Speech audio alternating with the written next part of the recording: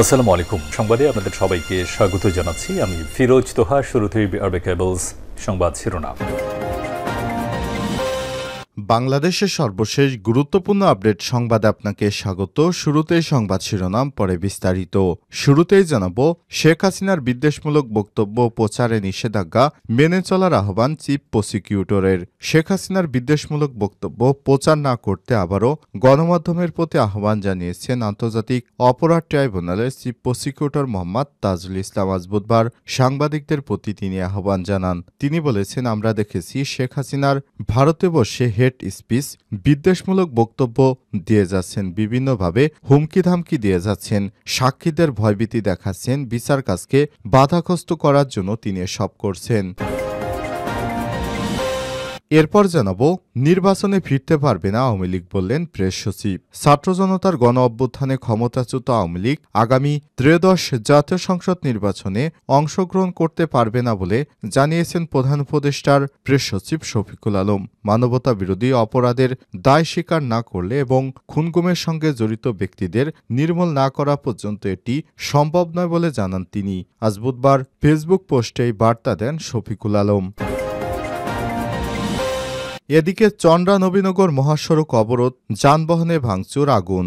বেক্সিমকো গ্রুপের সমস্ত কারখানা খুলে দেওয়ার জন্য শ্রমিকেরা চন্দ্রা নবীনগর মহাসড়ক অবরোধ করে যানবাহন ভাঙচুর করেছে, আগুন দিয়েছে। এ সময় সংবাদ সংগ্রহ করতে গেলে তারা সাংবাদিকদের উপরও হামলা চালায়। এতে বেশ কয়েকটি যানবাহন ভাঙচুর এবং আগুনে পুড়িয়ে দেওয়া হয়েছে। জানাবো, বিমানে বোমা আতঙ্কের মিথ্যা সংবাদে জড়িতদের শনাক্ত করে ব্যবস্থা নেওয়া হবে বললেন স্বরাষ্ট্র উপদেষ্টা। বাংলাদেশ বিমানের একটি ফ্লাইটে বোমা মেরে উড়িয়ে দেওয়ার হুমকি দেওয়া হয়েছে। বিমানটি তল্লাশি করে বোমা সদৃশ কোনো বস্তু পাওয়া যায়নি। তবে এই ঘটনার সঙ্গে বা এই মিথ্যা সংবাদ দেওয়ার সঙ্গে যারা জড়িত রয়েছেন তাদের বিরুদ্ধে কঠিন ব্যবস্থা নেওয়া হবে বলে জানিয়েছেন স্বরাষ্ট্র উপদেষ্টা লেফটেন্যান্ট জেনারেল অবসরপ্রাপ্ত জাহাঙ্গীর আলম চৌধুরী। এদিকে বিতর্কিত ৯টি ধারা বাদ দিয়ে সাইবার সুরক্ষা আইনের খসড়া প্রস্তুত আইসিটি সচিব। বিগত সময়ে সাইবার সুরক্ষা আইনের ৯টি বিতর্ক ধারা বাদ দিয়ে নতুন করে আইনটি সুরক্ষার জন্য খসড়া প্রস্তুত করে নির্দেশ দিয়েছে আইসিটি বিভাগ। এবং সর্বশেষ জানাবো, আমেরিকা থেকে অবৈধ ১৮,০০০ ভারতীয়কে ফেরাবে মোদি। যুক্তরাষ্ট্রে অবৈধভাবে বসবাস করা ১৮,০০০ অভিবাসীকে চিহ্নিত করেছে ভারত সরকার। নথিবিহীন এসব নাগরিককে নিজ দেশে ফিরে আনার পরিকল্পনা হাতে নিয়েছে দেশটির প্রধানমন্ত্রী নরেন্দ্র মোদি। ব্লুমবার্গের সঙ্গে কথা বলে সূত্র জানিয়েছে, ভারত সরকার সেদেশে বসবাসরত বৈধ প্রবাসীদের ভিসা সুরক্ষিত করা এবং ট্রাম্প প্রশাসনের সঙ্গে ঘনিষ্ঠ সম্পর্ক বজায় রাখতে অবৈধ ভারতীয়দের চিহ্নিত করে নতুন প্রশাসনকে সহযোগিতা করছে। প্রিয় দর্শক, এতক্ষণ শুনছিলেন সংবাদ শিরোনাম, এবারে বিস্তারিত। তবে তার আগে বন্ধুরা, অনুরোধ থাকবে সংবাদটিতে একটি লাইক দিন। এই চ্যানেলে আপনি নতুন হয়ে থাকলে আমাদের সংবাদটি দেখতে দেখতে চ্যানেলটি সাবস্ক্রাইব করে রাখুন, যাতে করে বন্ধুরা আমাদের পরবর্তী লেটেস্ট আপডেট সংবাদগুলো সবার আগে আপনার কাছে পৌঁছে যায়। কমেন্ট করে আপনার মূল্যবান মতামত জানিয়ে দিন আপনি বিশ্বের কোন দেশ থেকে বা বাংলাদেশের কোন স্থান থেকে আমাদের সংবাদটি দেখছেন এবং শুনছেন। এবারে বিস্তারিত।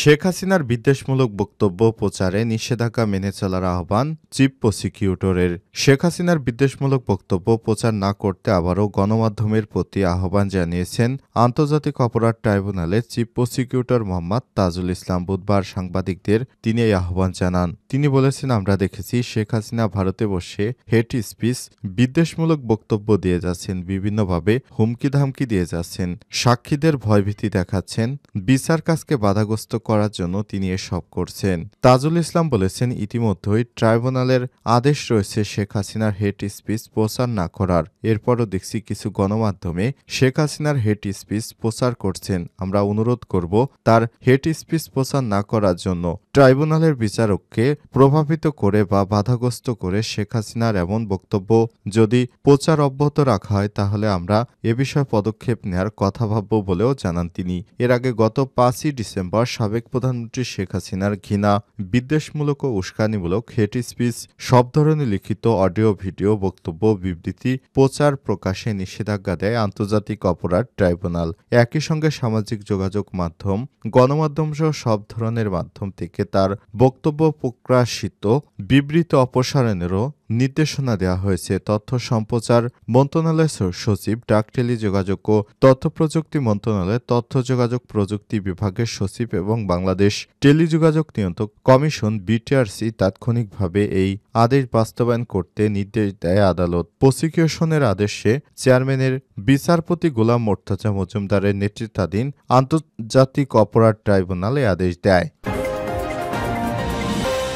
নির্বাচনে ফিরতে পারবে না আওয়ামী লীগ বললেন প্রেস সচিব। ছাত্র জনতার অভ্যুত্থানে ক্ষমতাচ্যুত আওয়ামী লীগ আগামী ত্রয়োদশ জাতীয় সংসদ নির্বাচনে অংশগ্রহণ করার গুঞ্জন উড়িয়ে দিলেন প্রধান উপদেষ্টার প্রেস সচিব শফিকুল আলম। মানবতা বিরোধী অপরাধের দায় স্বীকার না করলে এবং খুন ও গুমের সঙ্গে জড়িত ব্যক্তিদের নির্মূল না করা পর্যন্ত এটি সম্ভব নয় বলে জানান তিনি। বুধবার ফেসবুক পোস্টে এই বার্তা দেন শফিকুল আলম। ফেসবুক পোস্টে তিনি বলেছেন, বাংলাদেশ আওয়ামী লীগ, বিএএল এবং গণহত্যাকারী সাংবাদিক ও সমর্থকরা বিভ্রান্তিতে আছেন যে দেশ নির্বাচনের দিকে এগিয়ে গেলে তারা আবার রাজনৈতিক প্রক্রিয়ায় ফিরে আসবে। দুঃখিত, আওয়ামী লীগ তার মানবতা বিরোধী অপরাধের দায় স্বীকার না করে এবং খুন ও মারপিট ও গুমের সাথে জড়িতদের নির্মূল না করা 2009 থেকে 2024 সালের মধ্যে সংঘটিত হত্যাকাণ্ড ও মানবাধিকার লঙ্ঘনের সাথে জড়িত আওয়ামী লীগ সদস্য এবং এর আদেশ বাহকদের বিচার না হওয়া পর্যন্ত এটি ঘটবে না।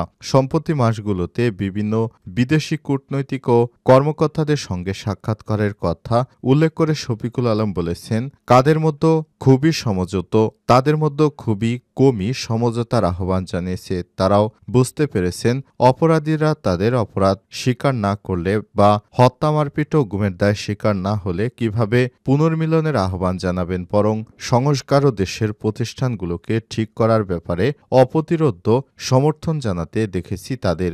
এ সময় তিনি বলেছেন, আন্তর্জাতিক অধিকার গোষ্ঠীগুলোর কাজগুলো স্পষ্টভাবে দেখিয়েছেন যে জুলাই ও আগস্টে মাসে নিরস্ত্র শান্তিপূর্ণ প্রতিবাদকারীদের নির্মমভাবে হত্যা করা হয়েছিল। আমি জনগণকে যাত্রাবাড়ি হত্যাকাণ্ডে ও হৃদয় হত্যা তথ্যচিত্র দেখার আহ্বান জানাবো। আরও তথ্যচিত্র আসছে, দেশের প্রতিটি বিশ্ববিদ্যালয় শিক্ষার্থীরা তাদের ক্যাম্পাসে সংগঠিত অপরাধগুলো তুলে ধরতে তথ্যচিত্র নির্মাণ করছে এবং তারপর কয়েক ডজন নতুন নাগরিক গোষ্ঠীর প্রচেষ্টা রয়েছে যারা শেখ হাসিনা শাসনামলে সংগঠিত প্রতিটি হত্যাকাণ্ডের বুদ্ধিমানের সাথে নথিভুক্ত করছে।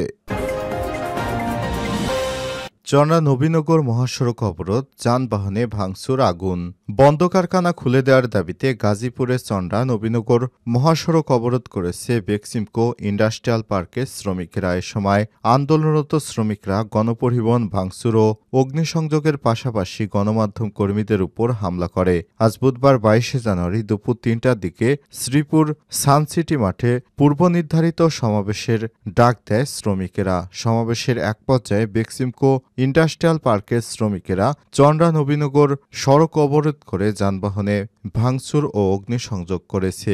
এ সময় ছবি তুলতে গেলে গণমাধ্যম কর্মীদের উপর হামলা চালায় শ্রমিকেরা। হামলায় দীপ্ত টিভির গাজীপুর প্রতিনিধি জাহাঙ্গীর আলম, বাংলা ভিশন টিভির চিত্র সাংবাদিক আমির হোসেন রিয়েল, প্রতিদিনের বাংলাদেশ পত্রিকার কালিয়াকৈর প্রতিবেদক আবু সাইদ গুরুতর আহত হয়েছে। এ সময় বেশ কয়েকটি যানবাহন ভাঙচুর ও অগ্নিসংযোগ করে বিক্ষুব্ধ শ্রমিকেরা। এদিকে বেক্সিমকো ইন্ডাস্ট্রিয়াল পার্কের জনসংযোগ কর্মকর্তা তরিকুল ইসলাম মুঠোফোনে গণপরিবহন ভাঙচুর ও গণমাধ্যম কর্মীদের উপর হামলার বিষয়ে দুঃখ প্রকাশ করেছেন।